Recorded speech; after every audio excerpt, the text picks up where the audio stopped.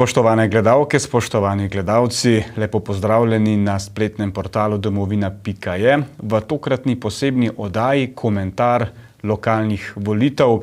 Za nami je še ena novembrska nedelja, ko smo odšli na volišča. Tokrat pa bomo s gospodom Janezom Podobnikom, nekdanjim predsednikom Državnega zbora, tudi županom občine Cerkno, pa nekdanjim ministrom za okolje in prostor, pokomentirali aktualne rezultate prvega kroga županskih volitev. Lepo pozdravljeni. Dobar dan. Vi seveda spadate v krog Slovenske ljudske stranke, najpomembnejših veljakov skozi zgodovino te najstarejše slovenske stranke, ki pa po teh zadnjih številkah vendarle izgublja župane. Če se spomniva leta 2018 v prvem krogu 23 SLS-ovih županov je bilo izvoljenih, v drugem krogu 3. Letos v prvem krogu samo še 13 SLS-ovih županov, ampak na nek način pa prihajajo iz vašega tabora vendarle vzpodbudne besede, da je to dober rezultat. Številke ne kažejo tako. Ja, lokalne volitve so pomembne za demokratično življenje v vsaki državi. Na nek način se ta politični čut rojeva med ljudmi na lokalnih ravneh. Drugače pa te volitve so bile zelo pomembne za novo mlado vodstvo Slovenske ljudske stranke, ker je julija letos prevzel vajeti Marko Balažic. Jaz sem zelo vesel, ker je rezultat kljub vaši oceni za njega spodbuden in velika motivacija za mlado ekipo, ki se je zbrala okrog njega, da sem zelo konkreten. To ni samo sindrom Slovenske ljudske stranke. Tudi druge etablirane stranke se jim župani izgubljajo. Zakaj? Ker hodijo v bazen tako imenovanih neopredeljenih, nadstrankarskih, strokovnih županov in tako naprej. Če bi šli pogledati ta bazen, bi v njih našli cel kup nekdanjih županov Slovenske ljudske stranke. Pa še to, Državna volilna komisija je tukaj zelo dosledna in strankam pripiše samo tiste župane, ki kandidirajo direktno samo z njihovo pomočjo. Pri tej številki 13 so izpadli nekateri naši odlični župani, ki imajo morda še podporo katere od drugih. Podporo strank, na primer dr. Ivan Žagar v Slovenski Bistrici, eden najboljših slovenskih županov, tudi človek, ki je v zboru regij v okviru Evropske unije v preteklosti bivši minister za občine, lokalno samoupravo in regionalni razvoj, opravil veliko delo. Tako da, če bi te prištel, se ta številka poveča, da ne govorimo o teh, če bi prištel še tiste, ki so bili izvoljeni z našo podporo.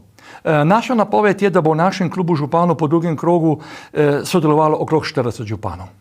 No, k rezultatom in konkretnim številkam se bova še vrnila. Zdaj, volilna udeležba včeraj je bila 47-odstotna, bistveno manjša kot pred 4 leti.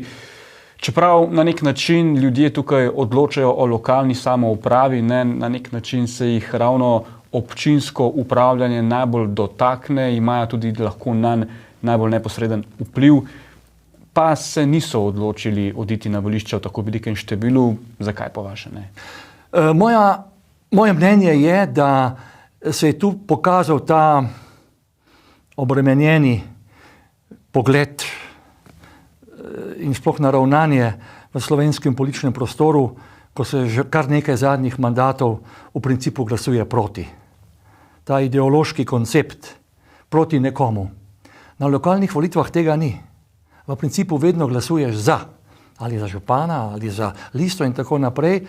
In ta rezultat, ki ni dosegel 50%, če bi bili zelo, detaljni pri tej oceni, bi ugotovili, da so k temu največ prispevale mestne občine, v nekaterih je bil rezultat krepko pod 40%. In ravno v teh mestnih občinah, kjer je veliko te tako imenovane, jaz bi skoraj rekel toksične ideološke politike, glasovati proti nekomu, neke stare delitve vzpostavljati, je bil v tem trenutku, morda so ljudje malo naveličani te negativne zgodbe in so rekli, pa tudi seveda imamo kar naporen teden za tednom hodimo na volišča. Tako da to je moj odgovor. V številnih manjših občinah je bila pa udeležba krepko čez 60%. No, se je pa pokazalo, kar sva prej že govorila, da v bistvu razmerja sil na državni ravni tudi glede na te rezultate nimajo dosti upraviti s politiko na lokalni ravni. Ne? Te povezave ni. Ja, tu je zanimivo več stvari. Morda kako se je izkazala na prvih lokalnih volitvah velika zmagovalka zadnjih parlamentarnih volitev, torej Gibanje Svoboda. Pri županskih volitvah dokaj slabo. Pokazalo se je, da predvsem niso bili uspešni, ko so iskali nove osebnosti za kandidature po občinah. Ne nazadnje tudi dve stranki, ki nista prišli v parlament in so se prav prejšnjo nedeljo dokončno združili, torej tako stranki Marjana Šarca kot Alenke Bratušek, že prej niso bile močne na lokalnih ravneh. In ta združitev jim tukaj ni prinesla neke posebne dodane vrednosti. Torej, na županskih volitvah v prvem krogu so bili izrazito neuspešni.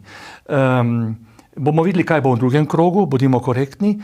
Presenetljivo, po moji oceni, pa so dosegli dokaj dober rezultat za svetniške liste oziroma za volitve v mestne občine. Ampak, če to primerjamo z rezultati izpred pol leta, pa je to bistveno manj.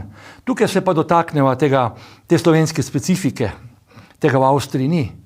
Ta umik v nadstrankarske liste ali pa strokovne liste, razvojne liste, to je en tak slovenski politični paradoks, ko vsi ti, ki vstopajo v politiko na ta način, najprej izražajo prepričanje, da so nad politiko ali pa da so proti politiki.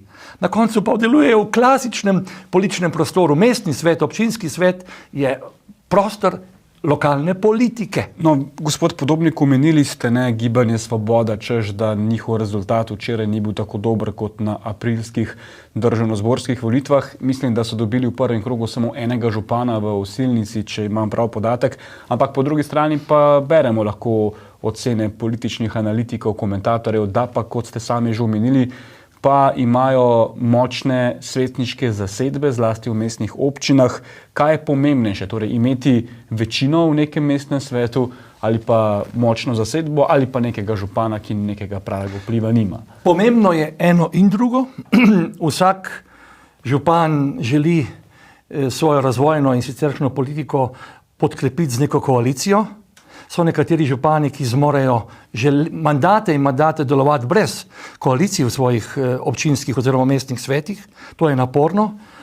Seveda, volitve v mestni oziroma občinski svet kažejo tudi, na kakšen način so si politične stranke razdelile politični vpliv v posamezni občini. Torej, pomembno je eno in drugo. Še posebej je zanimivo, da je Gibanje Svoboda relativno uspešno bilo v mestnih občinah. Tukaj so pa zelo veliko glasov vzeli na primer svoji koalicijski stranki, Socialnim demokratom, na primer. Tudi Levici, zanimivo. Gospod Podobnik, interpretacije teh volitev so zelo zanimive. Zdi se, kot da so vse stranke zmagovite. Vsaj, ko govorimo o Slovenski ljudski stranki, Slovenska demokratska stranka se je na socialnih omrežjih tudi razglasila za zmagovalko teh volitev in nazadnje v Gibanju Svoboda so izjemno zadovoljni. Jaz ne bi gledal na to z negativnega vidika. V Sloveniji ima politika preveč negativni predznak. Zanimivo, zakaj se poskuša iskati vedno poražence volitev? Pa poiščimo tiste, ki so bili uspešni na volitvah. Imamo pa različne zorne kote, županski mandati, mandati v občinske svete, v mestne občine in tako naprej, sploh število svetniških mandatov in tako naprej. In tukaj je potrebno biti predvsem korekten. SDS, ki je bila kot stranka tako, jaz bi rekel, na nek način krivično obravnavana v slovenskem medijskem prostoru, oprostite, dosegla je v svetniških listah dober rezultat. Še posebej ob dejstvu, da je v več kot 100 občinah so že župani, ki so nadstrankarski. Si predstavljate, koliko so te liste same po sebi pobrale glasov? Tukaj bi se dotaknil, to moram povedati, ker sem v tej poziciji. Veste, dr. Tina Bregant, županska kandidatinja v mestni občini Ljubljana, strani Slovenske ljudske stranke, tudi s podporo naše dežele, je včeraj na volitvah dobila 5000 glasov. Halo? To je dober rezultat. To je priznanje njej in ponovno poudarjam, mladi ekipi okrog Marka Balažica. Ponovno je prišla svetniška lista SLS v Ljubljani v mestni svet. Jaz to ocenjujem kot dober, spodbuden rezultat.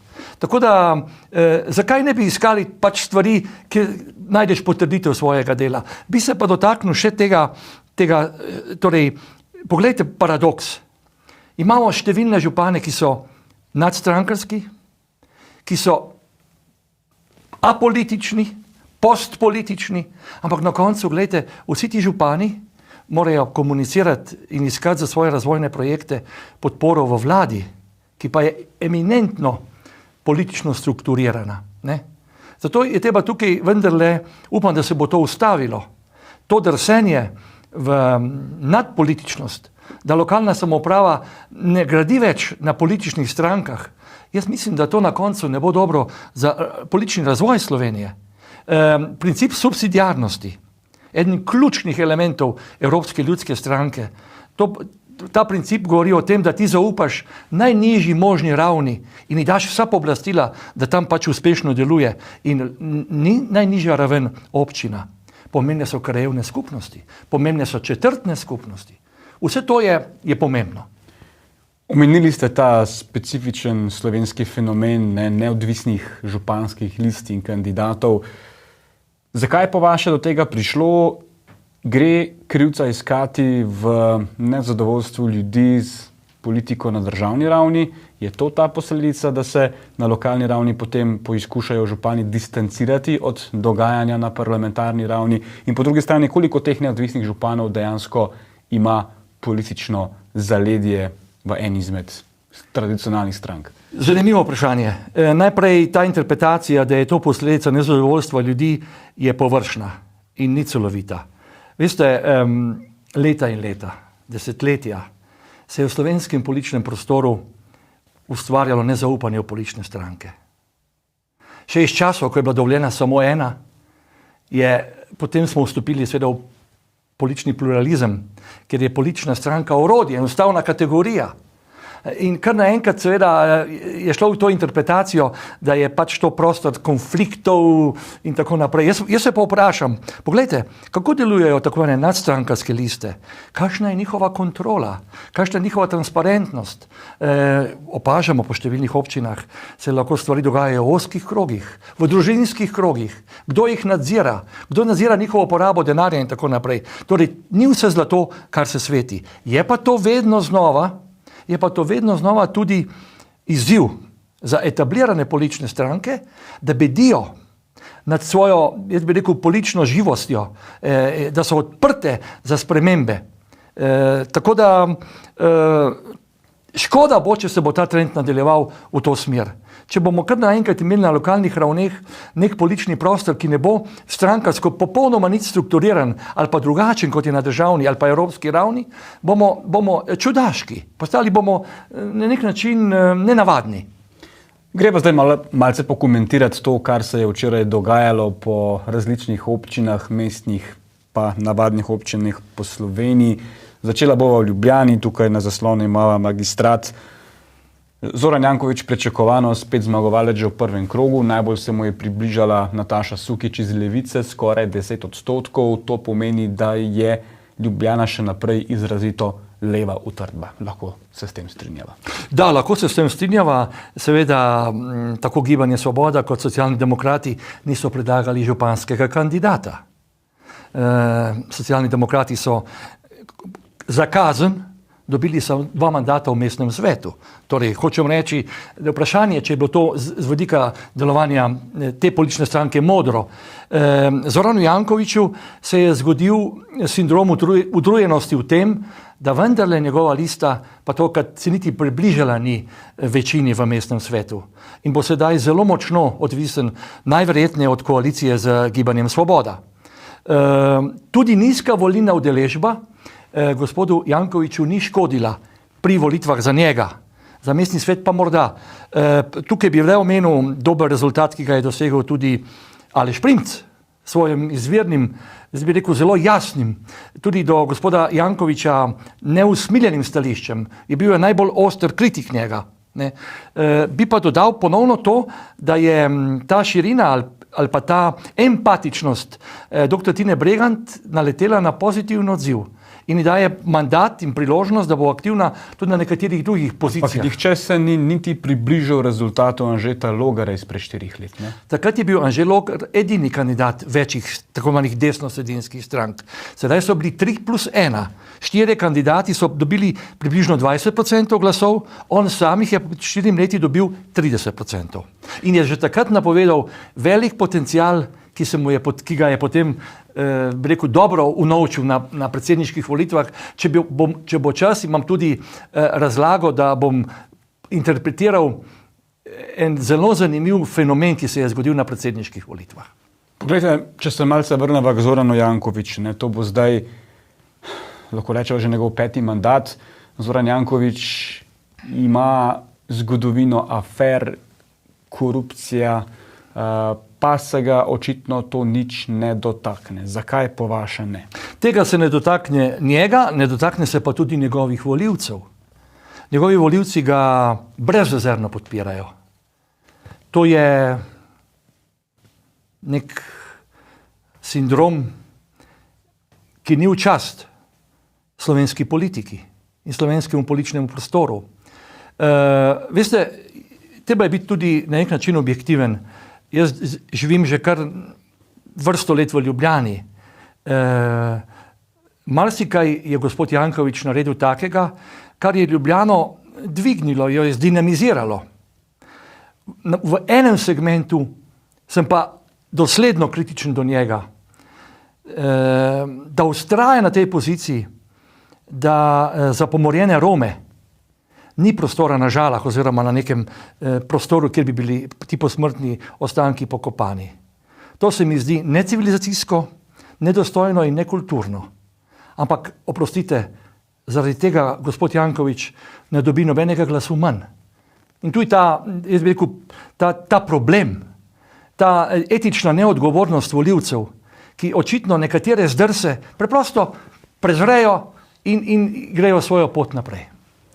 Bolj zanimivo bo v drugem največjem slovenskem mestu. Ne? Franc Kangler se je skupaj s aktualnim županom Sašo Arsenovićem uspel uvrstiti v drugi krog. Ponovitev tekme izpred 4 let bo to. Gibanje Svoboda je tam imela svojega kandidata, zdravnika, dr. Vojko Flis, na koncu 3. mesto. Ne? Vemo, da je imela stranka Gibanje Svoboda tam ne dolgo nazaj kongres, ne? V bistvu pred tednom dni, kjer so dejali, volite Flisa, če želite, da bi država poskrbela za Maribor, da se neha to mesto zapostavljati. Mariborčanke in Mariborčani očitno tukaj Gibanju Svoboda niso verjeli. Kako komentirate ta razplet? Ta rezultat je najverjetneje eden največjih porazov Gibanja Svoboda. V profesor Flisa so veliko investirali. Ni se mu obrestovalo, da je v zadnjem mesecu preskočil iz lokomotive na lokomotivo. On je bil le dolgoletni človek iz SD-ja. In je preskočil na drugi vlak. To mu volivci niso šteli v plus. Tako da bo Gibanje Svoboda vso svojo energijo sedaj najverjetneje usmerilo v županske volitve v drugi krog v Novi Gorici, kjer je tu rojstni kraj predsednika vlade. Drugače pa čestitke Francu Kanglerju, trdoživ je, ima zvesto volilno telo, ker so se zgodile v preteklem obdobju nekatere težave, ki jih je imel gospod Arsenović. Jaz mislim, da je drugi krog, kljub temu, da bi tam, kar se števali glasove, na nek način še odprt. Mariborski volilec je specifični volilec. Ampak ta odpor proti drugi vladi Janeza Janše, ko se spomnijo tistih množičnih protestov na Trgu Republike, se je začel takrat ravno v Mariboru proti Francu Kanglerju, nekaj tednov prej. Kako močan je ta antisentiment proti Kanglerju po vaše 10 let pozneje še v Mariboru? Poglejte, to je že druge volitve, kjer je Franc Kangler prišel v drugi krog. Sedaj je popolnoma jasno, če gledamo nazaj, da napaka, ki jo je Franc Kangler naredil, ko je uvedel v nadzor cestnega prometa pač neke posebne tehnične naprave in iz tega se je potem, ne samo, da se je njega demoniziralo, ampak se je kompletno vlado potem Janeza Janše preko tega sindroma na nek način se je sesulo. Francu Kanglerju se je takrat zgodila velika politična krivica. Poglejte, kot da ljudje to doživljajo tako in mu dajajo veliko glasov.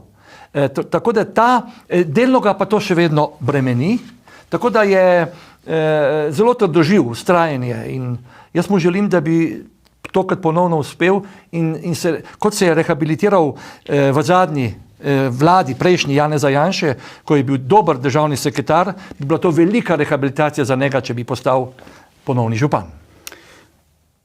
Celje je ena izmed največjih utrdb Slovenske ljudske stranke. V vaš krog spada župan Bojan Šrot, ki Celje vodi od leta 1998, sploh prvič pa se mu bo zgodil drugi krog. Kako to komentirate? Ja, Bojan Šrot je moj prijatelj. Ko je bil on predsednik, sem bil jaz podpredsednik stranke, Slovenske ljudske stranke. Ko je bilo obratno, ko sem bil jaz predsednik, je bil on moj podpredsednik, ko sva veliko skupaj sodelovala. Najprej, on je tudi borec in čeprav veste, kadar aktualni župan ne zmaga v prvem krogu, je lahko drugi krog zelo naporen. In jaz njegovega protikandidata ne bi podcenjeval. To se je recimo zgodilo gospodu Popoviču. Naprimer. Bojan Šrot je bil in je odličen slovenski župan. Veliko je naredil za Celje. Jaz se spominjam, pred nekaj leti mi je rekel, da resno razmišlja, da bi bil to njegov zadnji mandat. Ampak potem je rekel, da bi želel vendarle še nekatere večje projekte zaključiti in se potem pač umakniti. Ne nazadnje bi se lahko potem tudi, mislim, da že počasi je šel proti pokojninski dobi. Kje je ta meja, ko začnejo kot te začnejo ljudje dojemati kot večnega župana? Ne pravijo, da je pri dobrih županih podobno kot v športu. Oditi moraš, ko si na vrhu. To pa ni enostavna odločitev. Ampak to ni kritika Bojana Šrota, da je ponovno kandidiral. Njegova lista je dobila ogromno glasov v mestni svet. Ne. Moram pa povedati, da so bila leta tudi, ko je lista Slovenske ljudske stranke dobivala v Celju krepko čez 10 mandatov. Ne. Sedaj je seveda stanje drugačno, ker je pač ločena lista Bojana Šrota in tudi lista Slovenske ljudske stranke. Namreč njegov izzivalec, Šrotov izzivalec, bo 33-letni Matija Kovač, sicer trenutno na neodvisni listi. Nima svoje liste. Bil pa je svetnik Levice včasih. Tako je, ampak zanimivo, če sem prav razumel, on je župan, ki sploh ni šel v svetniško listo. A sem prav razumel? Jaz sem razumel, da je praktično ni predlagal svoje liste, torej on kandidira samo za župana. Kot neodvisni kandidat. Da, on je arhitekt, pač bo predvsem te urbanistične, prostorske in druge vidike odpiral. Veste, če hočeš videti, še nekaj je v lokalni politiki, če hočeš videti nekaj slabega, boš vedno našel. Če hočeš videti pozitivne premike in trende, jih boš tudi vedno našel. Pomembno pa je, kako to artikuliraš, da tudi volivke in volivci ti sledijo tvojim predlogom. Skratka, Šrot ima na drugi strani mladega izzivalca, kaj bodo odločili Celjanke in Celjani. Težko je to napovedovati, pa napovedujem, da bo tesno. Kaj bi pomenila izguba te utrdbe za SLS? Torej, zdaj ste me presenetili, torej vi Bojana Šrota še vedno priključujete v prostor Slovenske ljudske stranke. Seveda, to bi ne nazadnje, kot ste rekli, podobno je v Krškem. Mi smo imeli tam praktično 20 let župana. Sedaj pa v drugem krogu ne bo več županskega kandidata Slovenske ljudske stranke. Ampak če bi se zgodilo, da v Celju ne bi zmagal Bojan Šrot, bi bilo to za Slovensko ljudsko stranko znak, da je potrebno tudi v Celju iskati mlajše obraze. Da je vas dotakniti še četrtega največjega mesta v Sloveniji, zato ker je tam Zoran Stevanović vendar dosegel precej boljši rezultat, kot je marsikdo pričakoval in kot so mu nazadnje kazale javnomnenjske raziskave. Zelo blizu je bil celo nekaj časa vrstitvi v drugi krog. Veliko hude jeze smo potem videli, ko ga je prehitel gospod Bajec, kandidat SDS-a, ki se bo z aktualnim županom Rakovcem zdaj pomeril v drugem krogu. Pa me vendarle zanima, ta nadaljnji vzpon gibanja Resnica je zelo zanimiv. Najprej, pogledajte, vi ste rekli, da je gospod Bajec kandidat SDS-a, ampak seveda je tudi kandidat SLS-a, NSI-a. To so te širše podpore in potem težko Državna volilna komisija sploh uvršča posamezne kandidate in kandidatke pod politični pokrov. Kranj je specifično mesto tudi zato, ker se je v zadnjem obdobju, v zadnjem desetletju v njega priselilo zelo veliko tujih državljanov, še posebej mislim, da z Kosova in tudi nekaterih drugih nekdanjih držav, ki so nastale na prostoru nekdanje skupne države. To je pač dejstvo, jaz se do tega ne opredeljujem, ampak to vpliva. To vpliva tudi na volilno razpoloženje. In zato je to eden od rezultatov.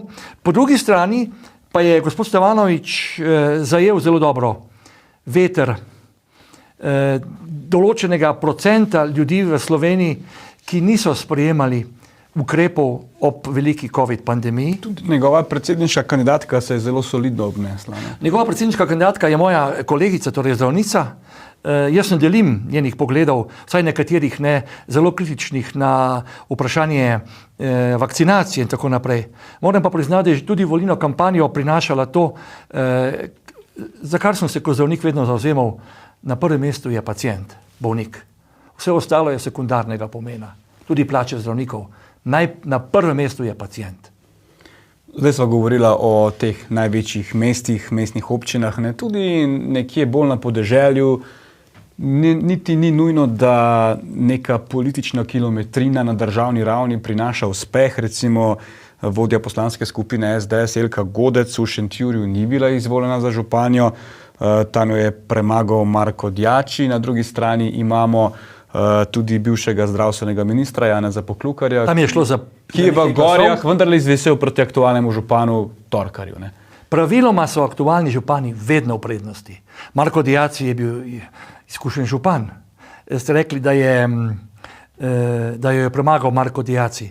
Zdaj vprašanje premagal, morda bi drugače rekli, da ga izzivalka ni, pač preprosto so ljudje dali na tehtnico, ali menjaš dobrega konja. Praviloma ga ne menjaš. Tu je še eno vprašanje, katerega se redko dotikamo, mandati, županski mandati. Najverjetneje bi bilo higienično, pa ne samo za politično kulturo, tudi odnosa do mlajših generacij v politiki bi bilo modro, da bi županske mandate omejili ne na 2 mandata. Jaz bi jih omejil na 3 mandate. Ampak v nekaterih manjših občinah sploh ti večni župani, če jih lahko tako imenujeva, če se spomniva občin Razkrižje, Odranci, Juršinci, ne, tam sploh niso imeli proti kandidatov skozi vsa ta leta, kot da ta funkcija ni bila za nikogar drugega sploh privlačna. To je pa drug fenomen. Jaz bi tako rekel, ne, tudi nekatere večje občine niso imele proti kandidata. Torej v mestni občini Slovenj Gradec, si predstavljate, je bil samo en kandidat. Tam je župan, ki uživa največjo podporo zaupanja med volivkami in volivci. Torej, kako si to razlagam? Če greva skozi pozitivni vidik, to je predvsem dokaz, da je v taki občini praviloma župan uspešen, demokratičen, inkluziven in se številne politične stranke dobro počutijo v njegovi senci in tekmujejo seveda za mestni ali pa občinski svet, njemu pa zaupajo, da je župan. Poglejmo tudi skozi take oči. In praviloma so to uspešne občine. Tako da je pa nenavadno, priznajva. Nekatere občine so, ki že drugi ali tretji mandat so imele samo enega župana, to praviloma tudi vpliva, kar ste prej rekli, zakaj je bila nižja udeležba. Kadar je en sam kandidat za župana, vemo, da je dovolj en glas, to sigurno zmanjšuje volilno udeležbo. Ker se počasi približuje v koncu oddaje, eno tako stalno vprašanje pred lokalnimi volitvami je, ali imamo v Sloveniji preveč občin. Kakšen je vaš pogled na to? Imamo jih 212, ne skupaj z Ankaranom. Nekateri menijo, da je to preveč, drugi podpirajo lokalno samoupravo in pravijo, morali bi jih imeti še več. Če bi naredili eno analizo zadnjih 30 let samostojne slovenske države, objektivno analizo, pa bi šli vse vidike pogledati, je moje mnenje naslednje. Princip, model delovanja slovenskih občin so slovenska zgodba o uspehu. Praviloma so občine postale razvojno, kadrovsko, gospodarsko, socialno-družbeno gonilo prosto srečevanje v nekem prostoru in prinašajo pozitivne zgodbe in so jih ljudje dobro sprejeli. Kaj je temu dokaz? Predlagajte ukinitev ene občine. Ne bo šlo. Večinoma so jih ljudje sprejeli za svoje in dobro delujejo. In zato je tako pomembno, kakšna je demokracija, da so volilna udeležba je pomembna, Poglejte, jaz sem bil takrat zelo aktivno v državnem zboru. Zelo modro smo se takrat odločili, vi se ne boste spomnili, v prvem mandatu lokalne samouprave, 94-98, ko sem bil jaz tudi župan občine Cerkno, smo imeli tudi predsednika občinskega sveta. In marsikje se je dogajalo, da je bil predsednik občinskega sveta iz druge politične grupacije in je bil opozicija županu. In ker smo ugotovili, da to krni delovanje občin, smo zelo hitro odločili in smo rekli, župan vodi občinski svet. In smo dobro naredili. Zaradi tega so občine se bolj hitro odločajo in so bolj ekspeditivne pri svojih odločitvah. In kar je zelo zanimivo, na občinski ravni se sklepajo nenavadne koalicije, zelo pogosto, ki jih na državni ravni skoraj nikoli ne bi videli. Recimo en tak zanimiv primer je zagotovo občina Bovec, kjer zelo uspešno sodelujeta SDS in SD. Da, tako je. V eni od občin mislim, da sodeluje tudi SLS, NSI in Gibanje Svoboda. Kakšna je razlika, gospod Podobnik? Zakaj se to na lokalni ravni da, na državni pa ne? Zato, ker je politika na lokalni ravni komunikacija, ljudje se poznajo, ljudje so relativno osvobojeni ideoloških stereotipov, toksična, antipolitična zgodba se ne prijemlje, nenazadnje ljudje so lahko tudi v sorodstvu, ali so skupaj hodili v šolo, ali so v istih tovarnah in tako naprej. In tudi zato jaz trdim, da je tako pomembno politično življenje na lokalnih ravneh, ker razbremenjuje relativno zamorjeno, zapleteno, včasih preveč, kot pravim, to ideološko zaprto, ne pa inkluzivno slovensko politično sceno. In zato so tako pomembne tudi lokalne volitve. Če zaključiva z zadnjim vprašanjem, drugi krog nas torej čaka v nekaterih občinah, prej ste omenjali Krško, pa na Jesenicah, pa v Mariboru, kar sva prej govorila. Po Novi Gorici. Po Novi Gorici. Katere kraje boste morda najbolj z zanimanjem spremljali? Na kaj naj bomo najbolj pozorni v drugem krogu? No, poglejte, to je odvisno tudi od poznavanja, pa če imaš neke povezave. Jaz bom sigurno z zanimanjem spremljal volitve v mestni občini Celje. Prav tako me bo zanimalo, kaj se bo dogajalo v mestni občini Maribor. To so ljudje, s katerimi sem jaz soustvarjal politično zgodovino Slovenske ljudske stranke. Pa so pa tudi številne manjše občine, ki bodo tudi imele, kako bi rekel, zelo zanimivo zgodbo. Šmartno pri Litiji, na primer, ker sta oba kandidata dobila okrog 30% glasov. Meserko, kandidat SLS-a, upam, da mu uspe, da bo ponovno župan. Tu bi rad omenil uspešnega župana v Litiji, nekdanjega poslanca, Francija Rokavca, ostaja trdnjava Slovenske ljudske stranke. Skratka, kar nekaj zanimivih tekem se bo odločilo v drugem krogu lokalnih volitev. Gospod Podobnik, hvala za tale zanimiv pogovor. Hvala vam. Vam, spoštovane gledalke, spoštovani gledalci, pa hvala za pozornost. Se vidimo v vroči temi na spletnem portalu domovina.je. Za nocoj je to vse. Lahko noč.